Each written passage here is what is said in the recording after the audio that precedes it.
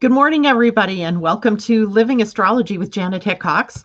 Grab your cup of coffee or your tea, and let's sit back and chat about what is happening up in the stars above for this Friday, September 3rd, and on through the weekend.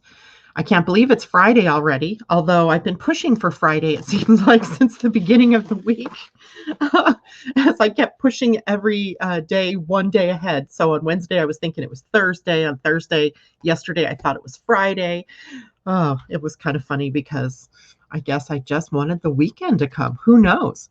Good morning to all of you. I see a bunch of you checking in now. Good morning to Andrea and Kathleen Mallory, Christine, J-Lo. So good to see you with us. Tom Wright, you got up. Yay, it's good to see you. J-Lo, I'm so glad. I was thinking about you and all of our listeners that are in New Jersey, New York, Washington, D.C., all that area that has been so wiped out or drowned by the remnants of Hurricane Ida. And of course, all of those of you in Louisiana and any other place along that path that had been affected by all of that water coming down. Debbie Tippett's Tumiel, good morning. Mimi, hello to you. And Tom says, I got up. Ursula, good morning to you as well. And Tom says, I owe him. Okay, well, what we'll do maybe is give you a card reading today sometime. I do have quite a bit to chat about today.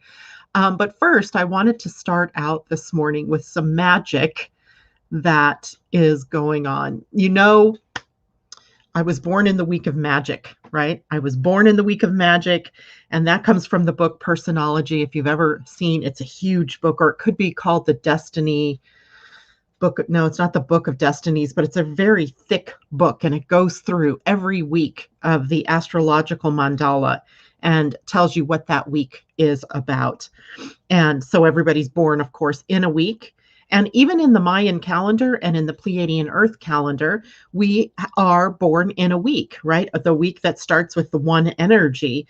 And that energy pulse of that week goes through all of the days of that particular week. So they have a similar theme, let's say, or similar energies that fall into that week. So it's interesting because I've always been sort of leaning toward that more magical side, the things that I see in the world and the things that happen. So I want to share a couple of little stories with you that of magic that happened this week. So many of you know that I have been working a 33-day prayer meditation process for my son, Brian, who passed away in July. And we didn't start the process. And this is something I've been doing with my friend Londa. And Londa and I started the process on August 11th, the 1-month anniversary of his passing. And so we are sitting right today at day 24 of that process. Well, on day 22, unbeknownst to me, I knew I had scheduled an Akashic Records reading, but unbeknownst to me, it was falling on the day 22 of this 33-day process, right? So we have these master numbers showing up. First of all, we started on the 11th, which is a master number of enlightenment and illumination. Then fast forward to the day 22, and it is a day that I'm having an Akashic Records reading. And then, of course, this is a 33-day process. So there's the 33, the master number, which also happens to be my birth number. So there's this magic all around this process that we're doing. And trust me when I say this process has been the source of joy, of sadness and tears, of anger and upset. It has been quite the wild ride, right? And through it, I've been very emotional, emotional up, emotional down, and every place in between. But part of the process is that I have been writing in a journal that I call his sacred book, I think, or sacred Brian journal, every experience from every day. So each day there's something written about what's gone on for that day. We're at the part of the process right now where we are enacting or invoking the violet heart flame. And it is a violet heart flame prayer. So the first day that I did it was, I believe, Monday of this week, Monday or Tuesday. And during this process, you're saying a prayer, and it's almost 6 pages long. It's a very long prayer. It's beautiful, but it's very long. In the first day I did it, I envisioned Brian was right next to me. We were sort of shoulder to shoulder, me in the very physical world, he in the very spiritual world. And I could almost just see him right next to me. And as it's getting longer and longer, and I'm reciting this, right? I'm reciting this. He's holding space for me to recite it. I'm getting kind of irritated. I can feel that irritation inside, that boredom, that restlessness that comes up when you're doing something that takes a long time. And I heard him chuckling next to me, right? I heard him chuckling next to me. And part of the process is that you take and you cover something, a picture of your loved one, in violet tissue paper. And so I had gone out on Sunday because Terry reminded me, you need to get this. So we went out and we found the perfect color tissue paper to wrap his picture in. And what I did is I made sort of a book cover for the sacred journal. And I wrapped it in this violet colored paper, right? So we do this prayer process. Then on Wednesday, I have my meeting with the Akashic Records reader. His name is Robert Brunius, I think it is how you say it. Ursula, you might need to correct me if I'm wrong. I'm not sure how to say it. And in the middle of his reading with me, he suddenly goes, "Why do I see your son all wrapped in purple? Why is he wearing purple?" And I start cracking up because I knew why. And I told him the same thing I was just explaining to you, that I had bought, that part of this process was to see our loved ones wrapped in this violet flame, and that we're doing this heart meditation for him. And part of that, again, is, this violet kind of cloaking or clothing of Brian in that color.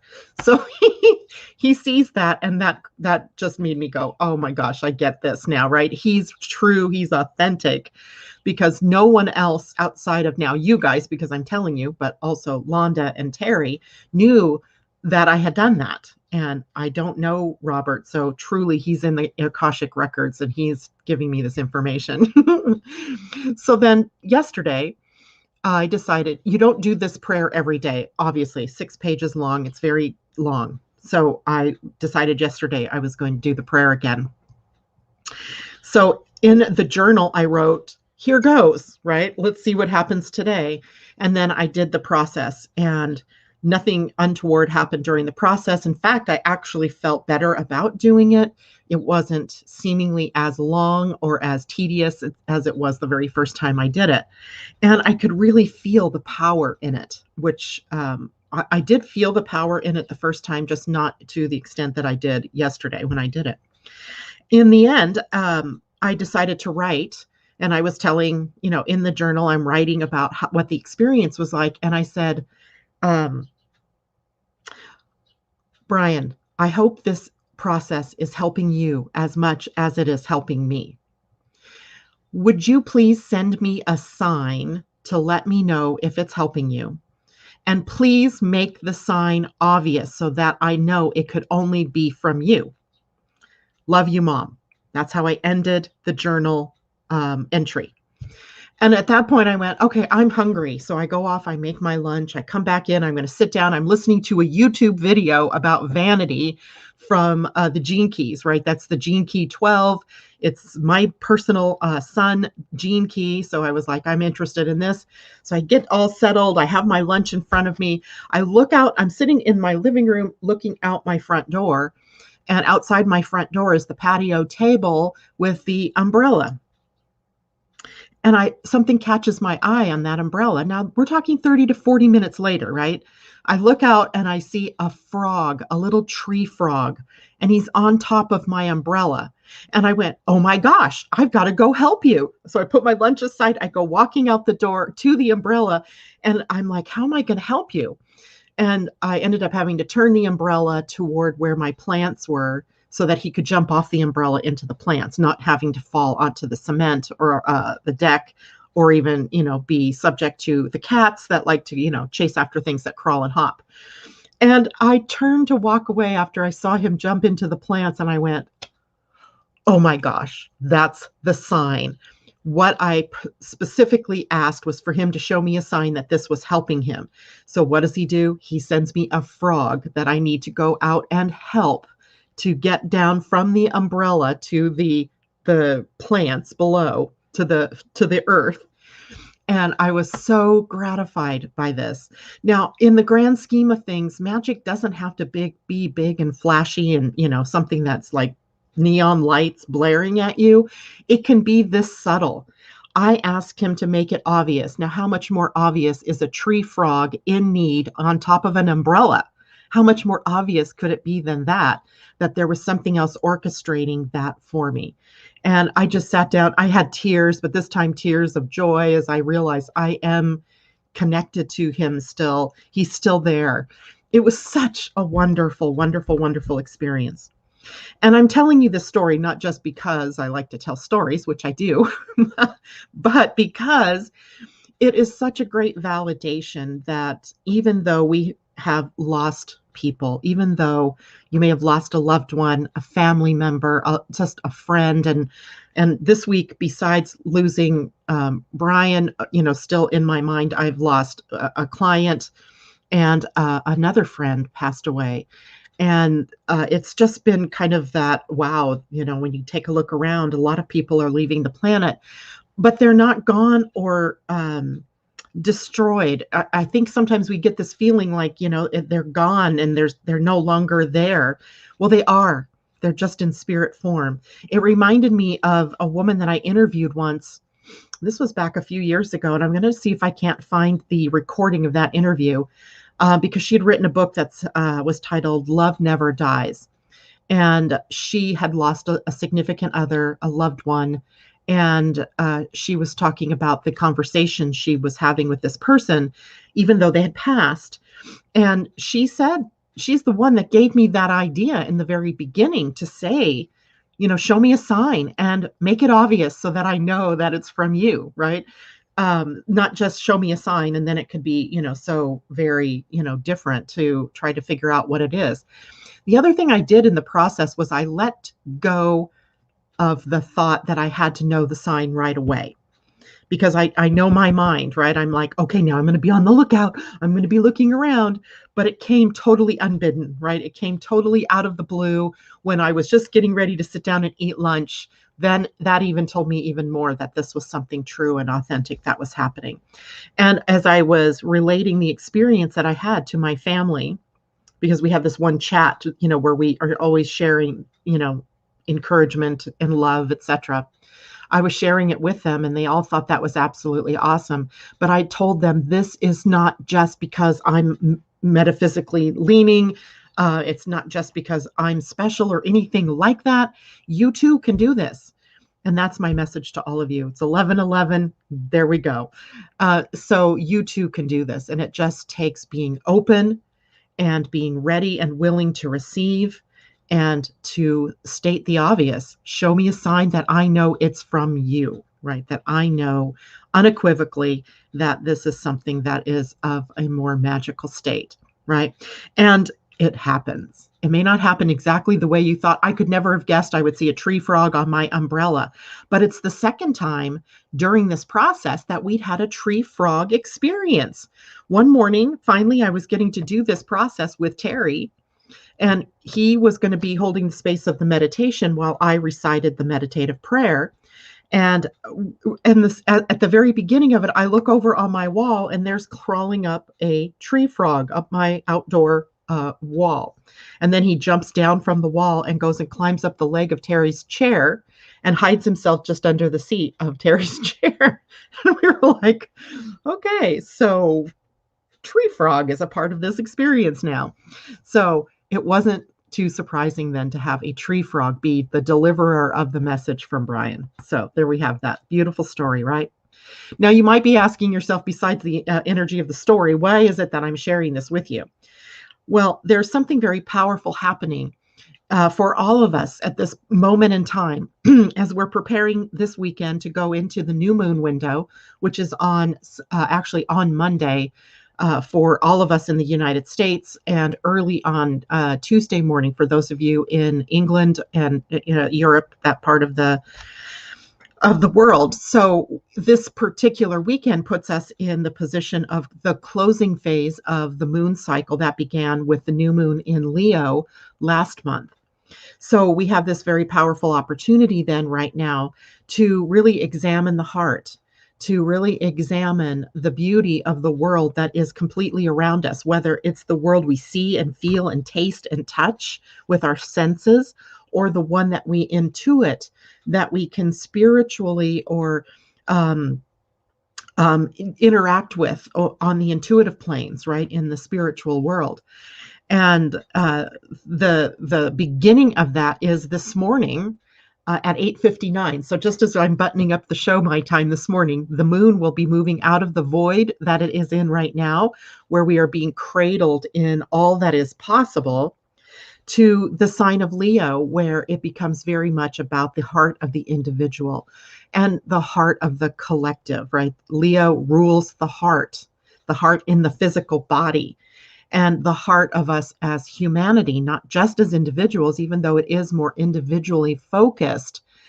But the sign of Leo is really about heart connection. So when we get the moon into that, it'll be about love, right? It'll be about connecting heart to heart, right? The number 8 or infinity symbol on its side, right? Where the heart to heart connection is. Love, dating, romance, our children, right? The love that we have for our children, and the childlike enthusiasm, the childlike innocence that we are all at our hearts, right? In that who we all are in our hearts. It is also about giving and receiving love and approval and all of the wonderful heart-centered experiences that we think of with Leo energy. Now, the moon moving through Leo also brings us the heart of creativity, the love of self-expression. Now, of course, sometimes we can take that too far, right? We can take that energy too far. But when we're in our true hearts, doing what we truly love, we are in passion, right? Our passion is ignited, and that passion leads to self-expression, and that self-expression leads to self-actualization. That is the enthusiastic expression of who we are, our uniqueness, the sharing of our unique heart-centeredness through creativity. Leo is also about giving love through loyalty to family, loyalty to oneself, loyalty to the heart, generosity, kindness, encouragement, the love of sharing with one another. It is the love of the celebration, right? Celebrating is one of Leo's hallmarks. It's why I kind of love the Leo sign. Leos themselves, they love to celebrate, have fun, and play. They love parties.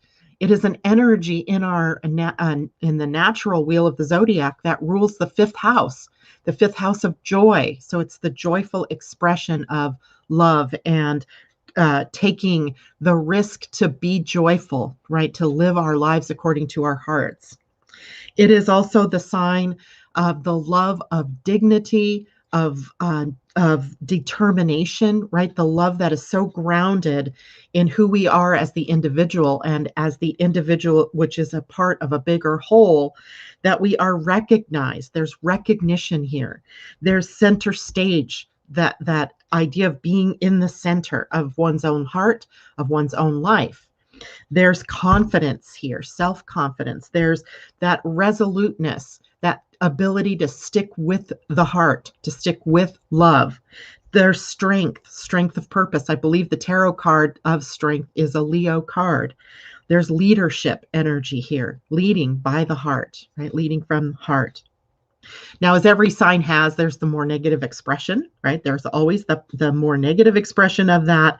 And in Leo, it is about being set back by our arrogance, by our pride, overly prideful. Now, in and of itself, pride is not necessarily a negative, but it can be if you're holding yourself back because of being too prideful.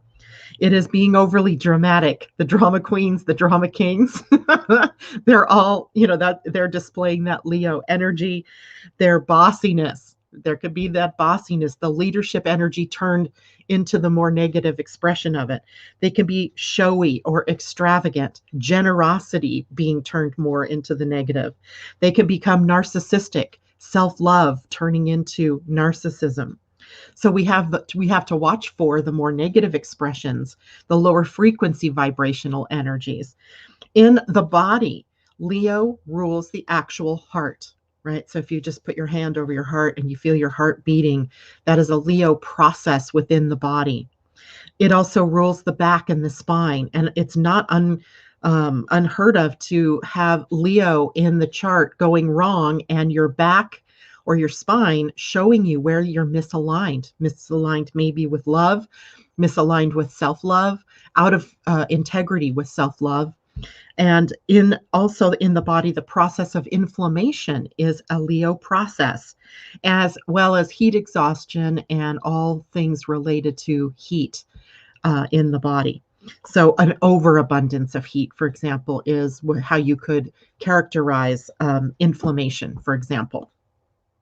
So we have the heart of the individual that is being triggered this morning, all day tomorrow, and transiting later out of Leo on Sunday. And that is putting us in then the preparation for the new moon on Monday evening. So we have this time period then of the weekend to really consider two things.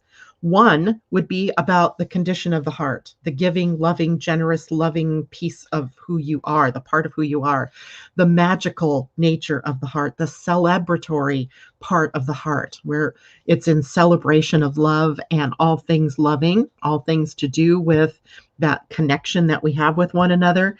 And then that leads us into the Virgo energy of later in the weekend, and then ultimately to the new moon, which puts the heart into service of humanity, into service of the higher self, right? So Virgo, so when we think about Leo energy right now, it is about the creative process, right? But the creative process sometimes gets caught up in the thinking or in the wonderment of the idea of creativity. And it needs that Virgo push, if you will, the little kick in the butt to get out into the world, to be used in a form of service of some kind. And that doesn't matter how, everybody has a different path of service that they could be bringing up. But in that Virgo energy, what we have is the need to push ourselves out into the world to serve. And you guys know, because I've said this many times, I've often had a problem with that word serving. It almost, in my head, is akin to slavery, right? I'm a slave to having to do things for others. That's not the truth. In service, it's really about how you share of yourself, how you share your gifts and your talents, the things that you do that no one else can do, right? The things that make you you. In the Gene Keys, it would be how you share your genius, right? We all have genius. It's all there in the human design. It's all there in your astrology. It's all there in your Gene Keys. It is there in everything, every bit of who you are, that you yourself have a specific path to express your love through service or sharing of your gifts and talents from your heart. All right.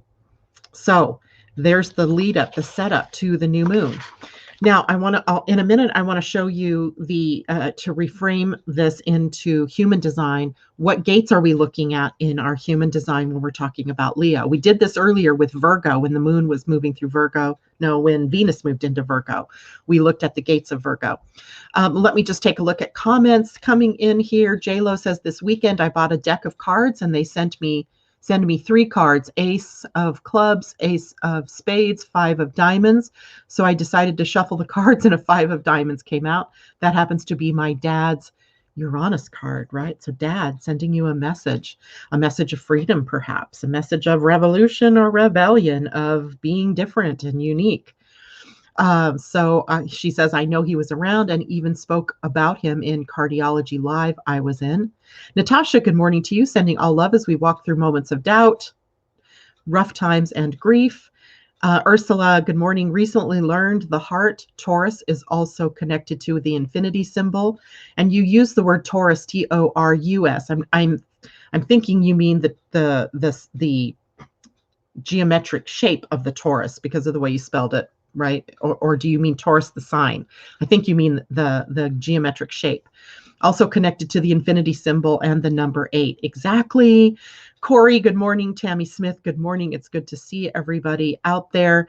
Kathleen, love you too. Sylvester says 1111. Kathleen says, beautiful, you helped the frog and was a sign. Yep, exactly.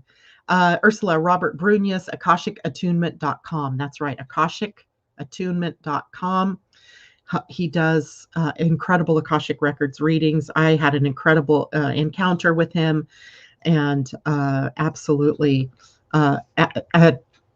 totally admire the work he's doing, and totally would recommend reaching out to him. Let me type this in real quickly since it's Akashic Attunement.com. There you go. There you guys. Well, I didn't put the www, but if you just put that into the address bar, you'll be able to find his website. And I know he's booking up for, quite a ways into the future. Be patient. He is well worth the wait. All right. So let's see. I'm going to bring up a graphic just as a reminder. And I didn't do a separate graphic for where the Human Design Week is. So bear with me here. I'll just have to point it out on the screen because for some reason this morning, oops, that is not what I wanted to share. Share screen. For some reason this morning, I ran out of time. Imagine that. So here are our Leo human design gates. So for the next few days, the sun will be moving through, and the moon, not the sun, the moon will be moving through these gates on its way to Virgo for the new moon, which means the conjunction with the sun that's actually in Virgo right now. So these are moon connections that we'll have today after 8:59 a.m. PT and all through the weekend. We open up with the gate 56, which is a gate sitting here on the throat center. It leads up to the ajna. So from the throat to the ajna, which is considered the mind in human design. And at the gate 56 is called the gate of distraction. If we're looking at it in the more negative, I think I'm going to rework this because I think when I was doing this, we were looking at the shadow energy specifically for that day. But the gate 56 has the beautiful energy of storyteller, right? Storytelling energy. And it comes up from the experiences that we have as human, the common experiences, the common needs, the common desires, the things that bind us or bring us together. So community, love is one of those strings that brings us together. So the gate 56 tells the story of our human families, right? Of our families, of our humanity. In the lowest extreme, it can be the gate of distraction because we can become distracted by the story, right? We can become distracted as the story is being retold of what horrible thing happened, or of how you were disappointed, or how you were betrayed, or how you were shamed, or, the victim's story can get caught up here. And that story then becomes a distraction to our really learning the lesson and sharing the real jewel or the nugget or the pearl embedded in the story. So that's where we begin our Leo. It's where we end our Cancer moon experience and where we begin our Leo journey with the moon. The next gate that the moon will be in is the gate 31. In its shadow energy, it is arrogance. It is here also on the throat center. Leo and Gemini share the throat centers here. And 31 being the gate of leadership. So in its highest and best, this is the natural born leader, the one that we all look up to, right? The one that leads us, not because they're grabbing power, not because they're saying, listen to me, look at me, I only can be the one, right? That's not leadership. Real, true leadership is born out of the natural ability that people follow, that people see, that elevate, that embraces everyone in the leadership process. So in the highest and best, it is leadership that is heart-centered. In the lowest, it's that arrogant, narcissistic leader. The gate 33 is the next gate. And I think I had this highlighted because at the time, whatever planet was going through was what we were looking at. It could have been Venus at the time. The gate 33 is also a storytelling gate, right? It's on the throat center.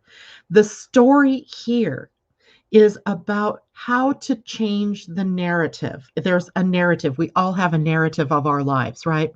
I was born and I had all of these things happen in my childhood. And then I grew up and I struggled and I finally found da da da, on and on and on, right?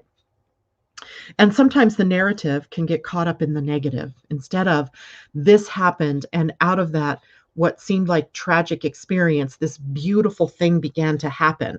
So we're being able to, in the gate 33, to change the narrative. And the narrative is changed through a process of forgiveness. So the gate 33, where the moon will be sitting this weekend, is also the heart in a state of forgiveness. In the lowest expression, it's the forgetting about who we are, the truth of the being that we are as humans, who is also a divine being, a sacred spiritual being. We forget that. We forget that in the stories of our lives. So the forgetting is the lowest expression, forgiveness, one of the higher expressions.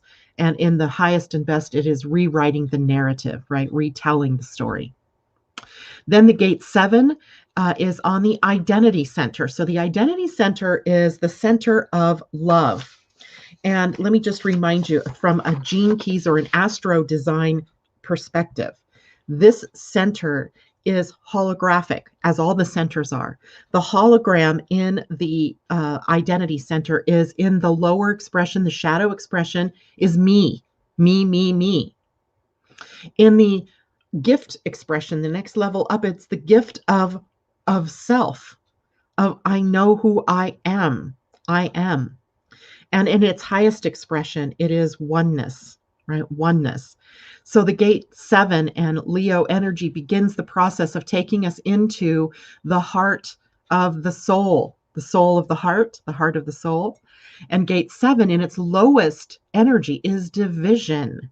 But in its highest, it is a majestic energy of holding the space of leadership behind the scene, like the power behind the throne, I think is a phrase that we can use here, where it's the support of the leader, right? It is the helpful person. It is, okay, I'm going to do everything I can. I'm going to put all my effort into unifying our experience, or bringing into oneness the heart of our group, the heart of our community, the heart of our family, the heart of our nation, the heart of our earth, right? The heart of our universe, right? Oneness is that big, right? It's that big.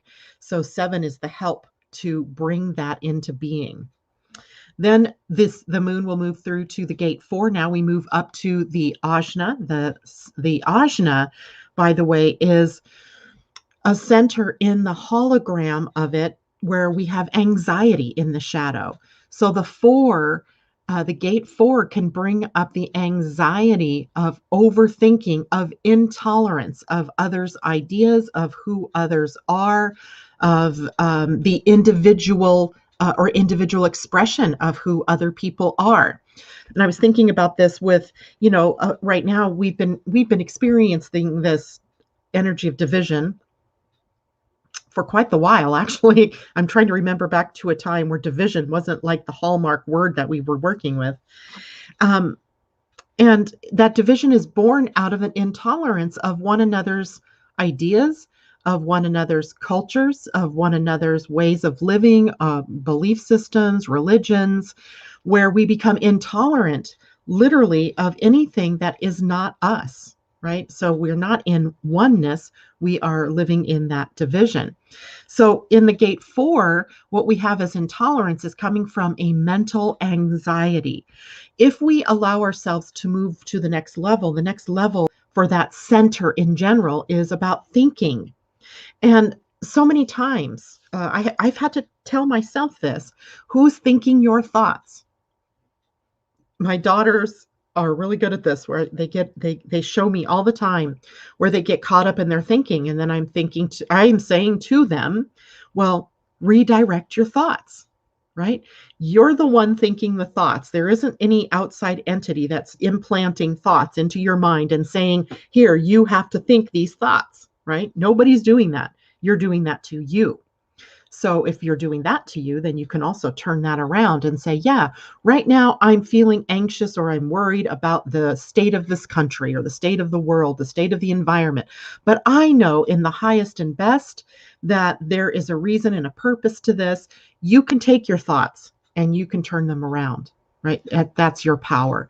And in the gate 4, the highest expression of this is mental clarity, to the ability to be so in the possibility of it all that you get yourself out of the thinking funk of intolerance.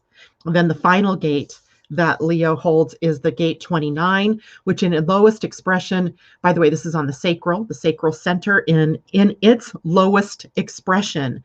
The sacral lives in reactionary energy. In its gift level, it is responding in this gate, responding to opportunities to say yes to life, to say yes to the right things for you personally.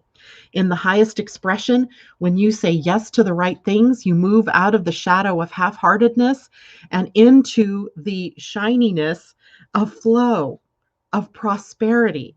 Prosperity is a flow, by the way, right? Wealth is sort of a hoarding word. But when we talk about prosperity, it's a flow that is always coming to and through us and moving on to others as more, making room for more to come in. So the gate 29 allows for the opportunities for us to share our hearts with one another, share our work with one another. And the key here is to say yes to the correct things. When you say yes to the correct things, then it puts you in the right place at the right time for the right opportunities, and you bloom, right? You bloom. Now, I know people might have questions. I was looking to see if there were questions there, and I don't see any. But before I go to check and see if you have questions, let me transition this over a bit as sort of a lead-in to the new moon. Because not only do we have a new moon, we also have a new human design week. And I know it's not charted on here, and I apologize for that. I got too into other things this morning, but here is where the sun is. If you can see my little cursor circling the gate 64 up in the head center, the energy now for the sun and the earth are moving to the head. And in the head center, it's the center for ideas. It is a pressure center in its lowest expression. It's the energy of pressure. The pressure is about answering questions. And most of the time, these are questions that have not been asked in the actual physical world. They're more of the pressure during our process of seeking that come to mind. How, when, why, with whom, right? Those kinds of pressure questions. So in the lowest expression, we have pressure. In the gift, we have seeking. And in seeking, we're just staying open-minded, open-hearted, open emotional, so that we can just take in and find what is correct for us. And the highest expression of this center for this new moon and for the week, we have consciousness. Consciousness, that's the highest expression of the head center. The gate 64 in its lowest expression can be confusion, as all of those thoughts that might be coming in require you feel the pressure to answer how is that going to happen? How am I supposed to do that? Right? It's almost like, and I've used this metaphor before, getting a piece of furniture from IKEA without the instructions. And oh my gosh, what am I supposed to do? How am I supposed to put this together when I don't have an instruction manual? So in our lives, it's this download of information or ideas or inspiration without the step-by-step, how am I supposed to do that? So I get confused or I get upset by the pressure to try to answer that question. Instead, with the gate 64, it's all about possibilities, the what ifs. What if this is going to be my next best project? And I don't know when that's going to happen, but spirit will guide me when it's the right time. The nature of the gate 64, the sun in the new moon, is going to be about examining everything. Go within, examine your heart, examine your motivations, examine your mind. It is the pressure to know how. Try to get out of that pressure. Try to stay out of that pressure. Try to stay in the magic of what if, of what more is possible, of the possibilities. And it can, in its lowest expression, become excessive inquisitiveness, right? The over, like a Gemini almost. I think it's interesting that this is literally Virgo, but Virgo is also ruled by Mercury, as Gemini is. So there's maybe that tie-in of the mind that wants to know incessantly the answers to questions, right? So we are getting into our heads for this week and also this new moon. In the bigger picture of human design, this is falling in the collective circuitry. And remember, I think it was Monday, we talked a little bit about the circuitry in human design, and the circuitry is all about the L word, love, right? And the collective circuitry are groups of gates that are all about how we love as a collective. What's the best and highest for the whole, right? Not just the individual, but the whole. Remember, this is the dilemma that we're working through, with the needs of the many that outweigh the needs of the one, but without taking away the individuality or the freedom of the individual in the need to protect the group. So we have this dilemma that we are working through. And part of that dilemma is in the pressure that we have in the collective sensing circuit. So the sensing part of this circuit senses, knows what's correct. This is in the quantum human design, which is the system Karen Curry Parker is now working with. It is called the synergy circuitry. The synergy circuitry, because we're bringing together energies, and it becomes then the miracle circuit within the synergy circuitry. So what we have is the potential for miracles when we get out of our heads, or when we get out of the constant barrage of questions and thought funk that we can get into, right? The consistent thinking that is that straight line. And if we can elevate our thinking, or we can make our thinking more conscious, then we can move into the miracle, right? The miracle is possible. Now, the earth is also in the head center for the new moon. So when we have the new moon, it is the sun and the moon in a conjunction. So the sun and moon will both be at the gate 64. But the earth will be in opposition. The sun and earth they always hold opposing viewpoints, right? You on the earth are looking out to the sun. The sun is opposing the earth, or the earth is opposing the sun. The earth brings up the challenge, if you will, that we have to work through in order to get to the other side, to really get to the answers. And the earth is bringing up the challenge for us of doubt. The gate 63 in the head center, it brings in doubt.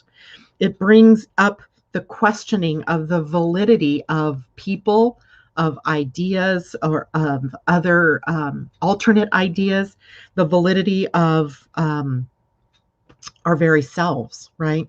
The more negative use of doubt is when we turn it inward.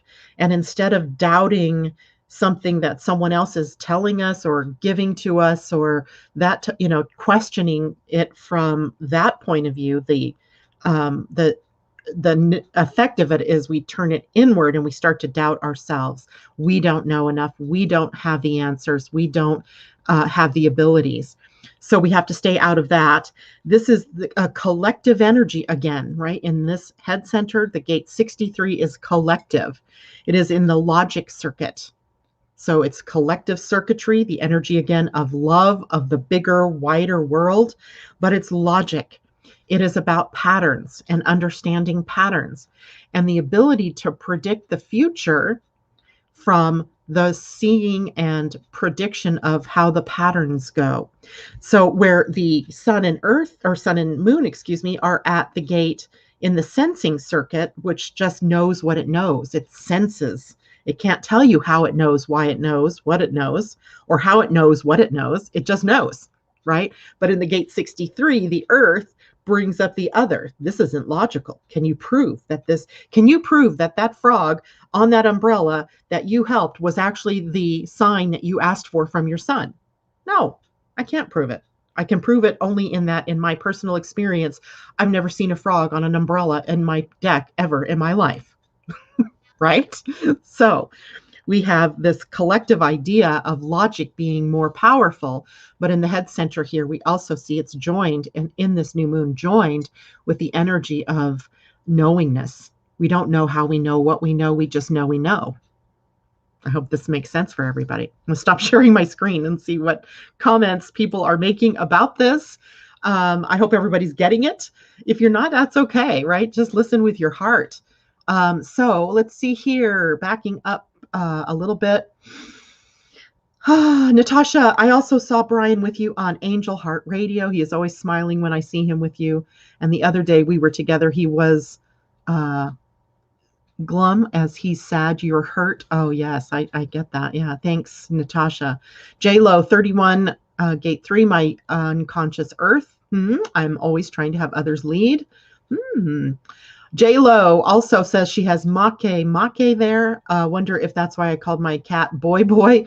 It's in the 3rd house. Interesting, Leo cat. I'm too mental. Get out of your head. I don't even know what Make means. I know it's an asteroid or a body out there. I just don't know what it means. Good morning, Kamal. It's great to have you join us. Deb Johnson, good morning to you. You also have the fixed star Regulus at 29.6. I usually have that house empty. Could that trigger with deeper dives? Well, you know, the Regulus as a star, a fixed star, is in the heart of the lion. It's in the heart of Leo, the constellation. So it is where I have my north node in my own chart. So my destiny is to always be in the heart of the lion. So at some part, whatever it is that so fixed star at gate 29 is about really taking a look at what you say yes to and making sure that it's what you want and that you're not saying yes just for other reasons, right? To be heard, to be liked, to be a part of something, right? Sometimes it's the path of having to stand in your own individuality. So there's that part there too. Okay. Now let's take another little bit of a look at the new moon. Did I bring up a new moon graphic? I don't think I did, but I have oh yes, I do. So now I'm going to share about the new moon. I think I'm going to actually come on air on Monday morning.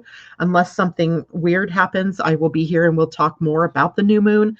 But I just wanted to give you a little bit of a rundown on it now so you can be starting to prepare your intentions and so forth that you want, what areas of your life that you really want to focus on in this particular new moon. So let me share that screen with you. And this will be astrology. So this is the new moon for September 6th at 8:51 p.m. Eastern Daylight Time, 5:51 p.m. for us on the West Coast. For those of you in Europe and beyond, it will be at 12:51 a.m., I believe, which puts it in the next day, so early in the morning on September 7th. And this is a beautiful chart of the new moon. Here we have the sun and the moon at 14 degrees of Virgo, sitting very near within 10 degrees of the planet Mars, and Mars in conjunct right now with Jupiter.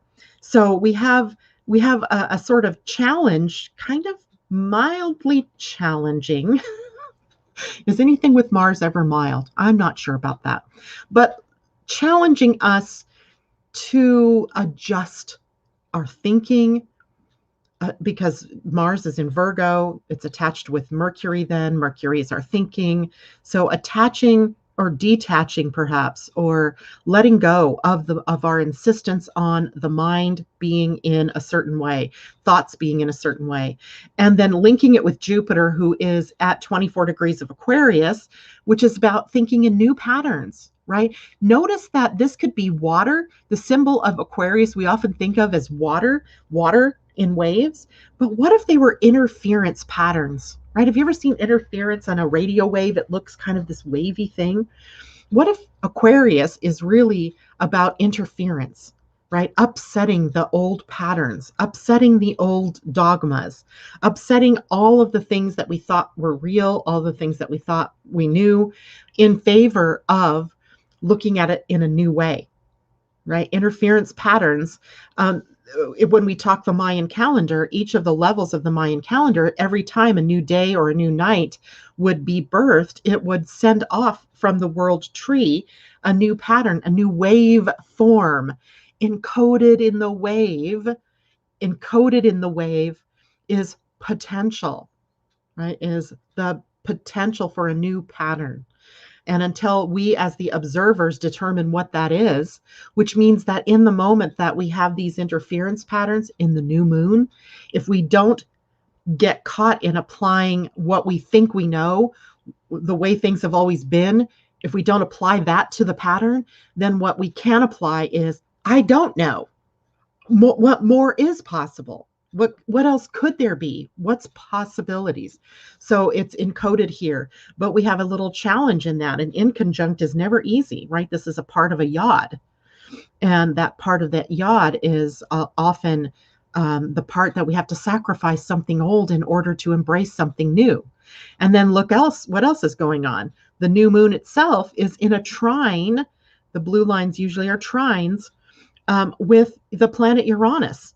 And Uranus is the co-ruler of Aquarius, the interference patterns. So the whole potential of the new moon is for those interference patterns to birth something new, to bring us something exciting, something, a new way of being. Now, when I was thinking about this in terms of being in Virgo, the new moon being in Virgo, I'm thinking about the humanity accepting a responsibility for serving the heart of humanity in the future in a new way, seeing ourselves as capable co-creators with the divine and creating a sustainable future. I think what we see out in the world is everything that is not sustainable. Everything that seems to be in division right now is because those thoughts or those ideas or those dogmas, those belief systems, those patterns are not sustainable. So it opens us up to become responsible to create something new. It's time for us to step into the power of our human lineage. You all came here to this planet at this time for this reason, to birth something new, right? To take that tension, that constriction, that anxiety, that division, all those shadow energies, and to elevate them to at least the gift levels in that, right? To energize and be who we truly came here to be. And it's embraced in this new moon. The future is ours, right? It is ours. We can be the architects of the future, or we can succumb to being martyrs and victims and doing things the same old, same old, same old. But I think that would be an abject failure on our spiritual lineage of creating the possibilities, right? Of where we want to go. So this shows us this is an ease and flow. But sometimes the ease and flow becomes a place of laziness where we sit back and allow everyone else to do the work, or where we only go so far, right? We don't push any further. So we settle for good instead of going for great, right? So the invitation of the new moon, I think, is for us to go to greatness, right? To elevate ourselves into that future, becoming the architects ourselves of something new, right? Something new. I think that was also encoded in the astrological mandala. We'll go into that more on Monday because that's a pretty depth discussion, because it does go into the lineage of human beings and humanity itself, and how or whether we rise to the occasion, we rise to the potential of what could be, or do we stay stuck and implode in this unbearable energy that we seem to be finding ourselves in right now. So that is it for me this morning with that. So I promised Tom a card.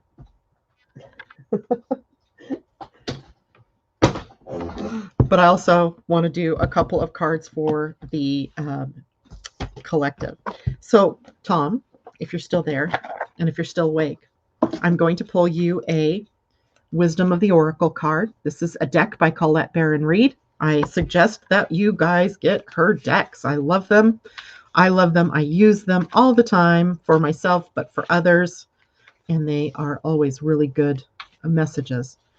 Okay, there we go. Tom, you are out there. I see you. Kamal, I will pull you a card as well. So Tom, serendipity. Ooh, and upright. Serendipity. Do you see the 4-leaf clover there? Love it. It is card number 18, which is a 9. Serendipity. All right, let's see what that means for you. And by the way, when I was thinking about this card for you, Tom, I was thinking about it in the context of the new moon. Maybe that will be helpful. So card 18. There we go. All right, so the essential meaning of the card is opportunity allied with readiness, the awareness of synchronicity, luck and good fortune appearing as signs and symbols. That's awesome. A magical alignment of events. Maybe you're going to have your frog moment. So here's what the oracle's message is for you, Tom. You've stepped into alignment with the greater good, where your dreams and the collective dream resonate in exquisite harmony. Now is the time for luck and preparation to meet and create miracles that you could never have planned all by yourself. Keep in mind that you are a channel for providence right now, as a higher energy uses you as a force on behalf of the whole world. Your fortune becomes everyone's fortune. Everything you bring into being now will leave a wondrous legacy for others in the future. Your service to the world is being supported at this time. Expect the unexpected, that's very Uranus, and smile, for Spirit loves you so very much. Now, remember, everybody, the cards that I pull, while it looks like this is for Tom, Tom is receiving this message, but so are all of you who are listening, either listening now in this moment or listening later through recordings or podcasts. So serendipity is there for all of us. All right, now, Kamal, let's pull you one for quick, and then I'm going to pull the one for the collective. Well, let's see. Kamal, I want to be really shook up, I guess, for you today. And, oh, that is the one. And it's called The Tribe, card number 8, and it was upside down. So there is protection here. So the Tribe card number 8 is about love. It's about heart-to-heart connection, right? Heart-to-heart. If I remember correctly, Kamal, are you not in Afghanistan? Is that not where you live, or were you just born there? I mean, were you born there? I mean, because maybe that's what this is, the tribe in the heart of the people that might be hurting in that part of the world, and how you might be connected to helping them restore connection. So the tribe, essential meaning of the card is community, belonging, being seen and understood by others, like-minded connections, a sense of family and friendship, knowing your place in the world. And the protection message says, beware of compromising your integrity in order to belong. How do you dim your light or change yourself so others will accept you in the tribe? Do you hide who you really are in order to play a role within the larger whole? This will never fulfill you. Now is the time to assess your willingness to be real. Stand tall, be you. Authenticity is true self-expression and the only way to empower yourself.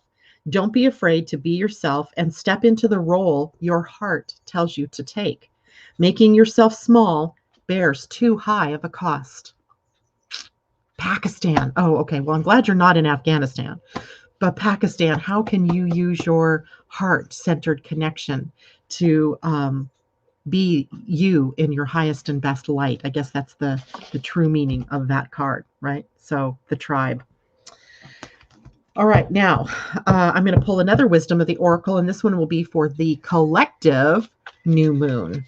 So what is the highest and best for the collective in this new moon, even though the cards for Tom and Kamal also have a part for us to play? Ooh, Between Worlds. I see the truth of this one. Between Worlds, card number 3, where you see part in shadow or in the black and white gray tones and part in color, right? So Between Worlds. That card was right up or upright. And this is a card for the collective. And the essential meaning is transitions, not being quite out of one situation and fully engaged in another, temporary blindness or a no man's land. Between the world is where you must let go of the tendency to make assumptions. This is a time when you are unable to see what is ahead. Cultivate curiosity and trust the process of change and growth. You are done learning the lessons of recent experiences. In this place between what was and what will be is a state of making and unmaking and making again. What is essential now is to admit not knowing. There is great freedom and power to be unleashed. A mystery that is not yours to understand weaves the web of life within a divine matrix of consciousness greater than your own thoughts, feelings, beliefs, desires, and decisions. The seeds that were planted in the past begin to take root, but what surfaces will probably not be what you expect. When you are between the worlds, you are invited to see with the curious eyes of a child, glimpsing a rainbow for the first time. Do so, and you will not be disappointed. That makes me smile because Ursula sent me a text message this morning about sending me rainbows of love. I love that. All right, between the worlds. So there's that message for all of us, the collective, during this period of the new moon. Now, let's see if we can choose a spirit animal that can help guide us through that new moon window. All right, that is the spirit of the new moon for us, embodied in an animal. And wombat spirit. I have no idea what a wombat is. He's very cute looking. I mean, I think I've heard of wombats before. Wombat spirit says, be at home. Card number 68, which is a 14, which is a 5. So constructive use of freedom, change, adapting. And he came out upside down. So we have a protection message. All right. Be at home, wombat. Okay. It says, could it be that you're not feeling comfortable in your own skin, thinking that the only way you can be with others is to hide under the protection of a mask or identity that you created to protect yourself from getting hurt? This mask or persona is supposed to make you look strong, but it really just robs you of your integrity. Wombat spirit arrives to nudge you to drop the false masks because it is not others who will hurt you now. It is you who are hurting yourself when you aren't being authentic. It's okay, though. You can course correct if you are willing to be yourself no matter what comes up. Even if others are not in agreement with your authenticity, you are safe with spirit. Wombat. Love it. You know what this reminds me of, this whole thread in our conversation this morning? It reminds me of the Marianne Williamson quote about our fear isn't that we aren't good enough. It's that we are afraid of the brightness, the light that we are, right? The truth is so magnificent. We're afraid of that truth. I would say that sometimes the energies that are coming up in the cards are really just showing us some other truth that we haven't thought of yet about how absolutely awesome we all are. So maybe that's a good intention to set for the new moon, right? To live your most authentic self, or the expression of your most authentic self. All right, everybody, that is it for me. Have a wonderful weekend. Here in the U.S., it is the Labor Day weekend. I do have the intention at this moment of being on air Monday morning. Maybe Monday we'll take a look at the new moon. We'll take a look at what's heading for the week. But also I want to do a quick review of what's coming up for September. Haven't had a chance to really do that with you unless you listened to the Angel Heart broadcast the other night. So take care, everybody. Much love to you all, and I will see you on Monday. Bye for now.